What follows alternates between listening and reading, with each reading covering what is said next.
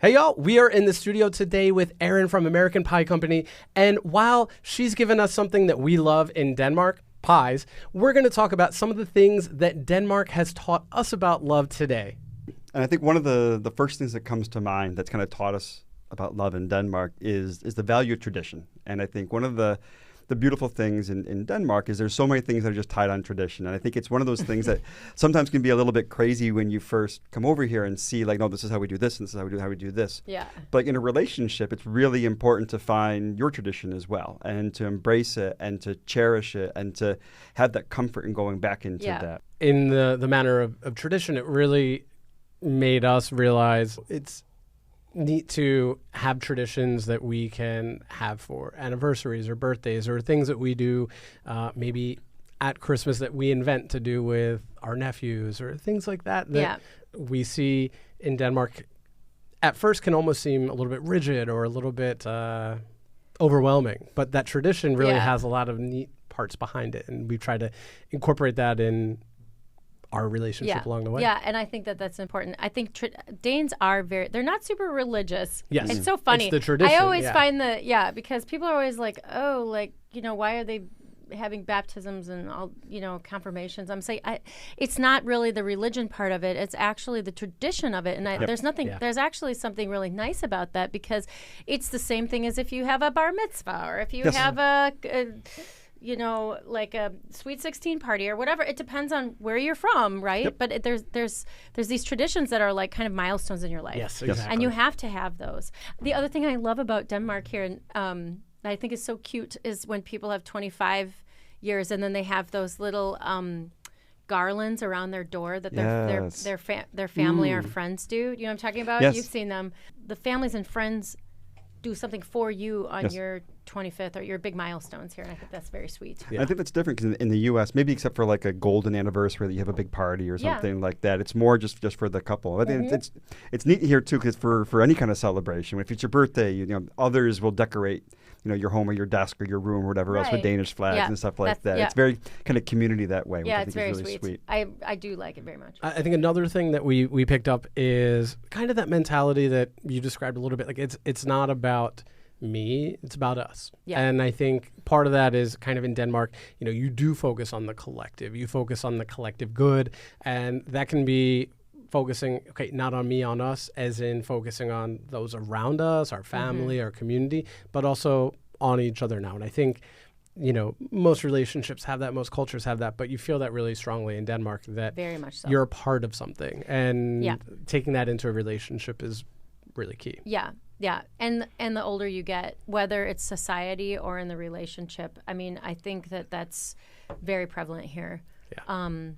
Because I remember being younger, then you are in a me situation. Yeah. Also, with when I first moved here, I think I was so young. I was like 23 or something, and and I was like, if we're talking about society, I was like, why do I have to pay all these taxes? Blah, blah, blah, blah. I don't have all this, but now I have a family and I have a kid and I have I'm getting older and there's all these things that you have to think about and how it all makes sense, and I think it's a wonderful society to function in, and I actually think many countries could be learning a thing or two from here. Yeah. And you get out what you put in, whether it's taxes or in a relationship. Yes, exactly. Yeah, there's a line, Derek, in our relationship, you brought it, and I love this line, which is, it's not about 50-50, it's about 100-100. And that's some days it'll never be 50-50. It'll never be 50-50, nor should it be. That's right. Yeah. That's actually really a good point. That's such a good point. Some days my 100 is bigger than your 100, and some days vice versa. And again, that's kind of the feeling here. Like some days you give, some days you take, but you give everything that you've got in that moment. And that's all that matters. Yeah, just like in scat. So if you're it doesn't matter. I give 100%. Right. Exactly.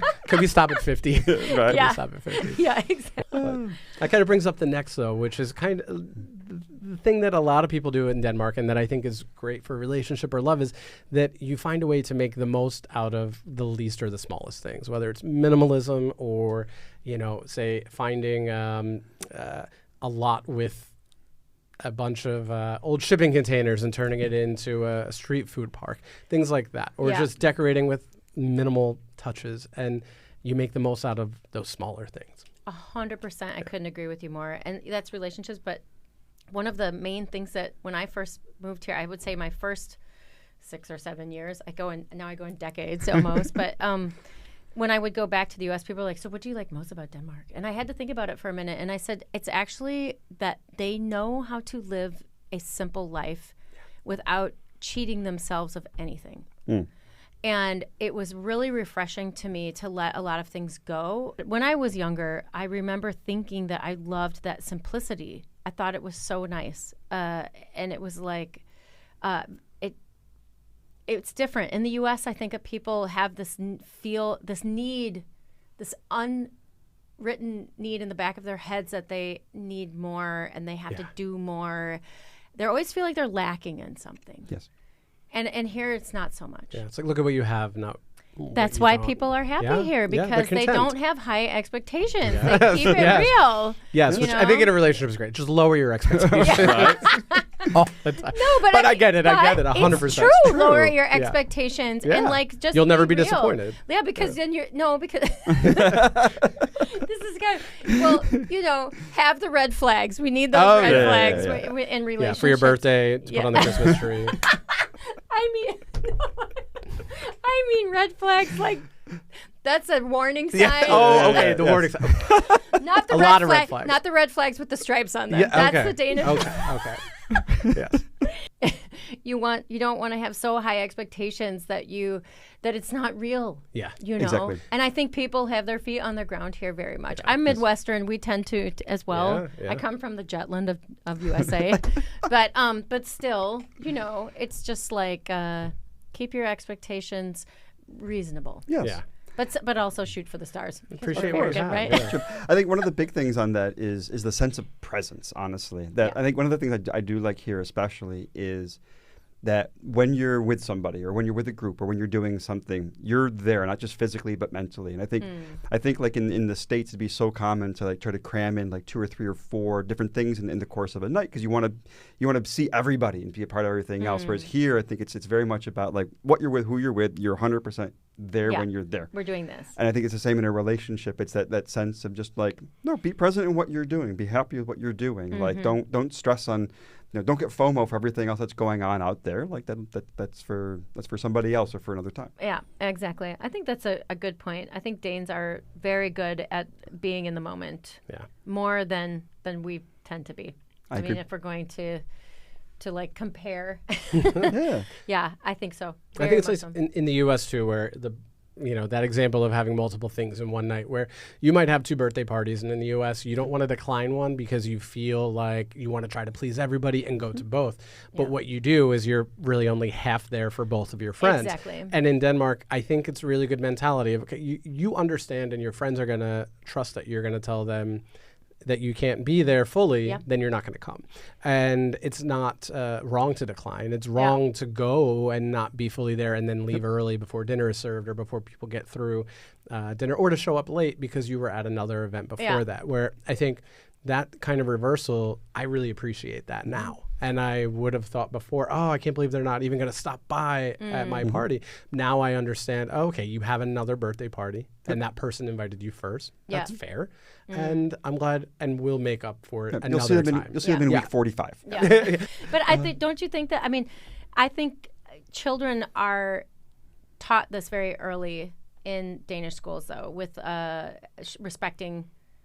They talk a lot about feelings. I know that my daughter has learned, like on her first 3 years of school, really had a lot of meetings. There were a lot of meetings, just like there are in Danish corporate too. Lots of meetings, right? Yeah. Oh my God, yes. Yeah. So, and it's so that we can all be on the same page. But that's also a good thing because it teaches being present and teaching respect for the moment. And I think like if it's an event or something that you're doing, it's like be there at that point in time. So, and I think that's probably instilled in Danish children's heads at an early age. Sure. I think that leads to one of the other things, which is kind of the flip side of this, which is whatever you have, you max out on the good stuff. And this is a location where the weather, the good stuff, the good summer might be a week. but you live for that. But also when the weather isn't nice, you find a way to find the good stuff and max it out. I mean, there's a reason why. That's where hygge comes That's where hygge comes from. Like it doesn't just sell books. Like it is a. No, it's actually it's a survival mechanism. It is a survival mechanism. You have to make yes, and that's so true. And sometimes it is just like I've spent times with my Danish friends where it is the simplest night, and we just have. But there's just something. It's very hard to put a finger on what it is, but it's just like Danes have that aura about them. They're very good at it. Like just a natural ability to bring such a nice warm feel. It's just hard to put a finger. It's so hard to explain. I don't know how they do it. And I wonder if it comes from the weather a bit, because that does dictate so much. But people love being outside. People love being outdoors because they max out when they can. Oh, yeah. And the idea of like sun guilt, somebody explained this to me, of like, okay, it's sunny, so we're going to do that thing we were going to do inside. We're going to do it outside now. We had that when Brian and I, after we lived, obviously he's a Dane, I'm American. I lived here for 17 years. We moved to LA. Right. It's always sunny, so you don't have. So we had sun guilt for the first year, and I literally almost turned into an alcoholic because every day was like rosé. And as my friend says, like rosé was the gateway drug. It just opened up every day was like 72 and sunny. Because rosé tastes like more rosé. I know, and we had to like, and we were, we had, our daughter was young over there, but every night we had to sit in our backyard and eat outside with a bottle of something cold, because that's what we would do in Denmark. Right. And then our friends kept coming over like, you guys are outside again, eating outside with white wine. And we're like, yes, we are. Cheers. Skål. Because we couldn't stop. Of course. And it was just like, it was such a natural thing for us to have the sun guilt. Yes. So it was actually dangerous. I think that's why I said we got to move back to Denmark before I have too much to drink. Before we're institutionalized for alcohol. Yeah. Exactly. Yeah. Right? But I think it's like, you do realize what you're taking for granted, and you go out of your way not to do that. And I think it's a great thing to have in a relationship too. Very much. And another one is, and I think we all know the word for it, but a little bit of cake or beer can fix any mistake. That's right. And if that isn't true, but of course the Danes have a word and a concept for it. So I love kvægebeer and kvægekake, like kvægekage. Yeah. Like it's just the concept that, I did screw up, but you know what? I have a cake. I have a beer. And I'm going to acknowledge it. But the receiver, okay, you did screw up, but you gave me a beer. And now we can move past it. That's I know. And it's like that small little thing. Yes. It is. Or the cake. Cake is also like a big one. Yeah. It's a big one. Yeah. I don't know why it's those two things specifically. I mean, there's a cake for every occasion. There is. Great. But it's, Which honestly, must be great in your line of business. Yes, it is. Kvæge pie. Yeah, we have Friday Kvæge Pie Day, but Friday's K. I mean, Yeah. whatever. It's just so, any reason to like have that yummy something sweet and share it. I don't know. Yeah. It's so funny how Danes love their sweets so much. Like so much. Yes. And it can get you out of that mistake, or at least it's a nice way to acknowledge it without really putting your partner feeling like, exactly. You don't want them to dwell on it. Let's just have the cake or the beer and move past it. I love little things like it's like my favorite response to like talk is to say "det var så lidt," just because it's nice to put in there that like it wasn't nothing, but like it was so little. But it was something. But it was a little. It was something. Yeah. It was something. It was I don't know if we said that it was in the US. We would say in the US we would say it was nothing. No problem. Exactly. It was nothing. Or it's nothing. But it really was. It was something. It was a little. It was something. yeah, it was a little bit. Right. They either say it was either a little something or just think yourself. I love the concept of kvæge, and it's such a word that I think we needed in English too. In fact, there's a video we made of 12 Danish words that we think we need in English, and you can watch that right here. So click there and stay right here with us. Thanks for watching, everybody. Hej hej.